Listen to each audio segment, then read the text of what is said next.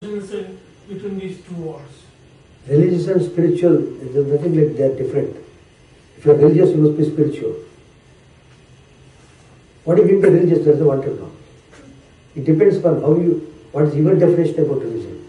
Then I can clarify to you. To me, religion and spirituality, there is no difference. To me. But to you, you are distinguishing. So I want to know what is your idea about religion and what is your idea about spirituality. Then only I can explain to you.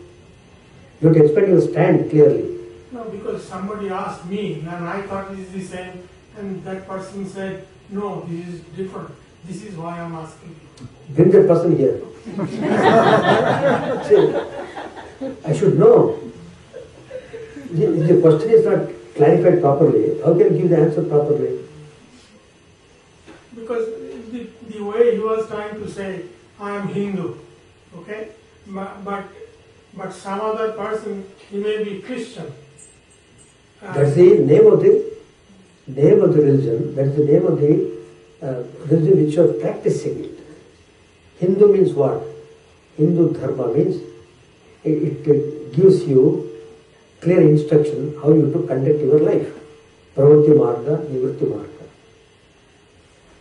How you have to regulate your life, how you have to culture your mind, how you have to cultivate your character, stabilize your character. All these processes are given in a particular pattern. So Hindu way of pattern is one thing, Christian way of pattern is another thing. Christian way of pattern is Christ is the only God, everybody should accept him, others they go to hell, or they are condemned. But Hindu says no one is condemned, everyone is part of God, anybody can practice any God, and all are worshipping same God. That's the Hindu concept of God. That's all. So Islam, he considers everybody is brother, but in action they are killing brothers everywhere. See, there is no coordination between concept and practice. Your concept and practice go at loggerheads. You are having one concept, you are practicing in a different way. You are not acting as you should act. You know it, but you are not acting properly. That's how it is.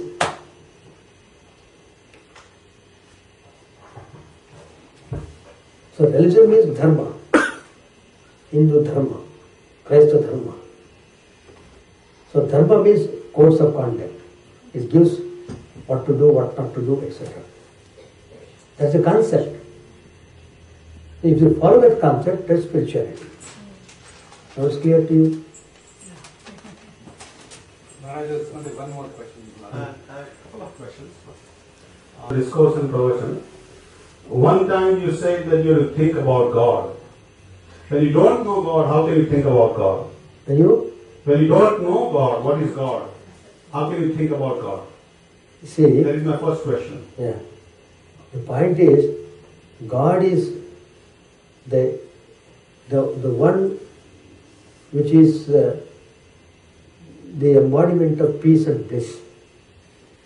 The divine nature, the divinity is called God. See, it depends upon in what manner you accept God. Some people accept the divinity as God with form.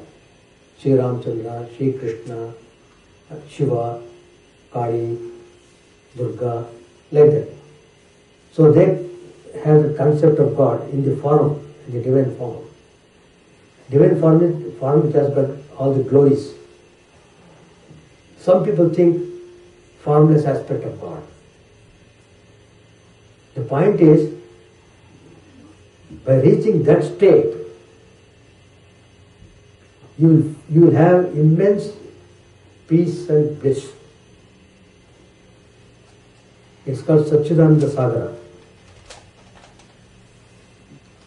Vasudeva Sutam Devam Kapsa Chanura Madram Deviki Paramanandam Krishnam Vande Jagadguru. Paramanandam Krishnam Vande Jagadguru.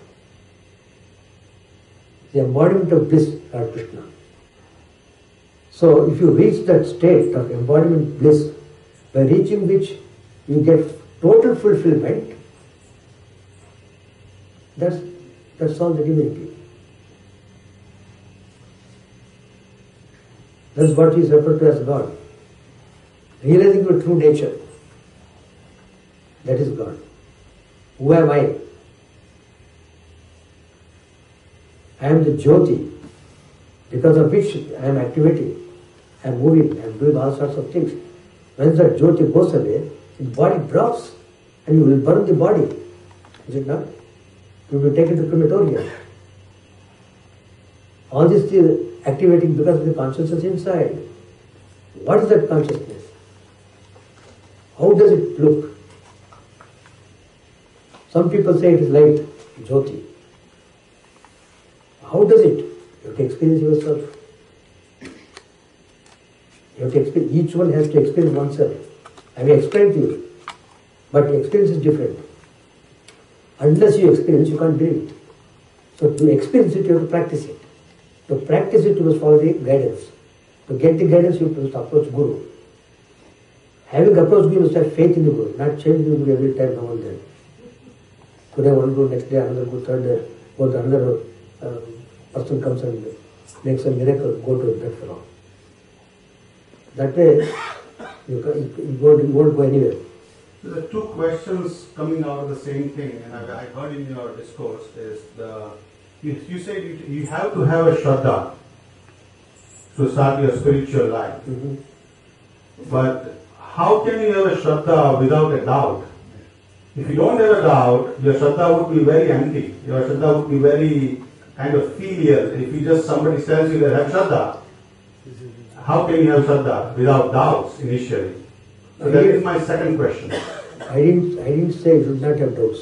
I didn't say that. I didn't say. But doubt has got a limit.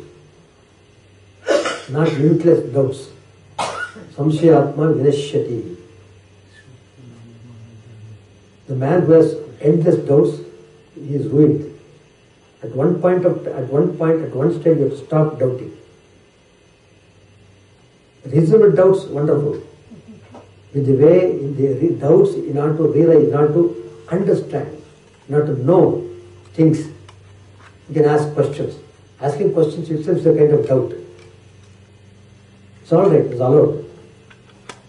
But if you extend the limit, it is not constructive, it is destructive.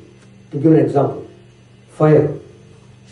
Fire is very useful. You can cook, you heat the food, and you can heat the room, body temperature, in the cold season, you will be very comfortable. But if the heat is enormously increased, it's a particular comfort, it comes discomfort you. It destroys the home if it is increased enormously. That means it was going in a limited way. In a controlled way, it is constructive. In an unlimited way, it is destructive. Same way, doubts, when they are in a limited way, they are useful. Arjuna also asked a lot of doubts. Not lot. Some doubts he had, but Krishna clarified. He was satisfied. Oh Krishna, I follow every word of yours. All my doubts are vanished. When he said that, his Shraddha increased. Shraddha became so perfect. No more question. Finished. That's the idea. And the last question I have is, in your discourse I heard, it's very, you can answer it very quickly because everybody is kind of waiting. The question is, you said you should be fools enough to believe in miracles. You should not be? You should be fool enough, or you should all be fools enough to believe in miracles.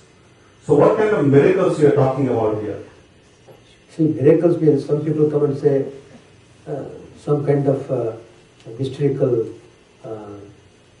saying and expressing themselves in a different way. And miracles means showing some occult powers. Some occult powers. And you feel, oh, and you are drawn towards it.